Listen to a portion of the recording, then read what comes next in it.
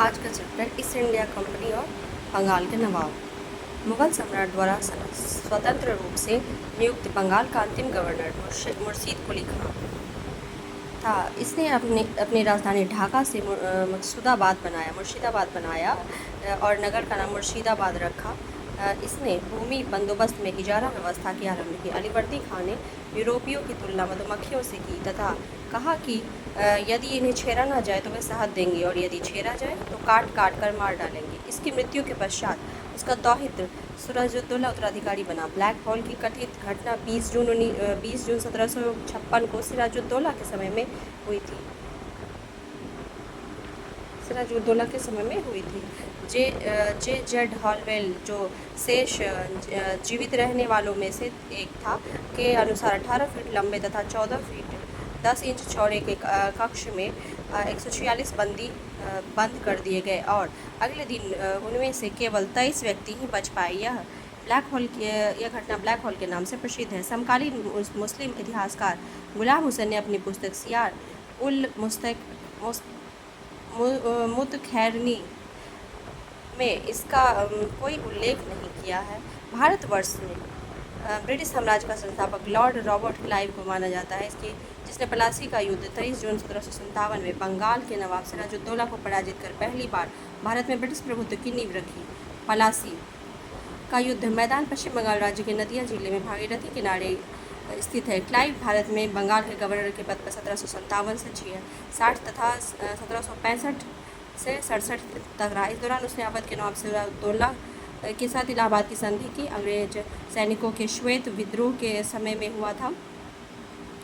Clive द्वारा बंगाल के सफलतापूर्व एक लुटेरा राज्य की स्थापना की गई।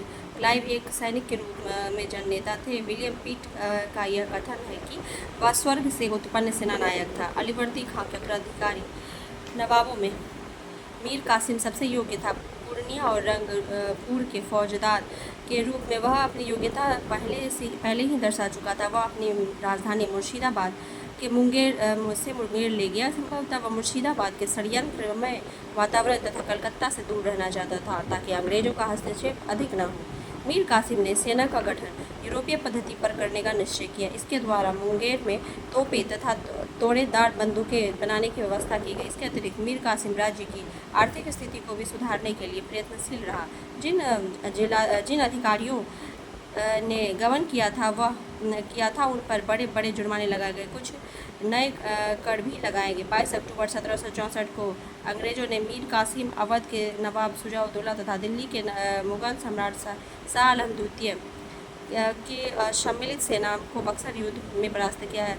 इस युद्ध में अंग्रेज की कमान मेजर हेक्टर मुनरो के हाथ में थी। इस युद्ध के समय वेंसीटाट बंगाल का गवर्नर था। इस युद्ध के परिणाम में प्लासी के निर्णयों पर मुहर लगा दी। भारत में अब अंग्रेजों को चुनौती देने वाला कोई दूसरा नहीं था। इलाहाबाद तक का प्रदेश अंग्रेज के अधिकार में आ गया तथा दिल्ली विजय का मार्ग खुल गया। बक्सर का युद्ध भारतीय इतिहास में निर्णायक सिद्ध हुआ। बक्सर के युद्ध के समय बंगाल का नवाब मीर जाफर तथा दिल्ली का शासक शाह आलम द्वितीय था।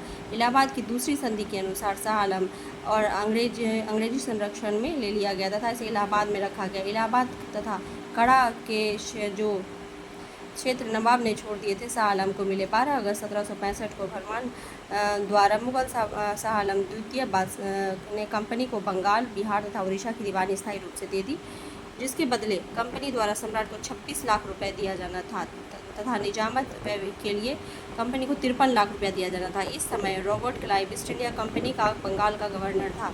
इसी समय बंगाल में द्वैत शासन की शुरुआत हुई। कंपनी ने दीवानी कार्य के लिए 2 उप दीवान, बंगाल के लिए मोहम्मद राजा खां तथा बिहार के लिए राजा सिताब राय की नियुक्ति की। शाह आलम द्वितीय का संपूर्ण जीवन आपदाओं से ग्रस्त रहा। उसे अंधा कर दिया गया। शाह आलम द्वितीय के समय में 1803 में दिल्ली पर अंग्रेजों का अधिकार हो गया। शाह आलम द्वितीय तथा उसके 2 उत्तराधिकारी अकबर द्वितीय और बहादुर शाह द्वितीय ईस्ट इंडिया कंपनी के पेंशन भोगी मात्र बनकर रहे। 1765 ईस्वी में अंग्रेजों द्वारा सिलहट की दीवानी प्राप्त की गई तथा बर्मा युद्ध के बाद स्कॉट द्वारा सिलहट को जयंतिया तथा गारो पहाड़ी क्षेत्र से जोड़ने के लिए सड़कों का निर्माण किया जाने लगा, जिसके विरोध स्वरूप इन पहाड़ियों पर रहने वाली खासी जयंतिया के लोगों ने अपने नेता तीरथ सिंह के नेतृत्व में विद्रोह कर दिया था। के एम पन्नीकर ने कहा था कि 1765 से 1722 ईस्वी तक अंग्रेज के नवाब में डाकुओं का राज्य स्थापित कर दिया।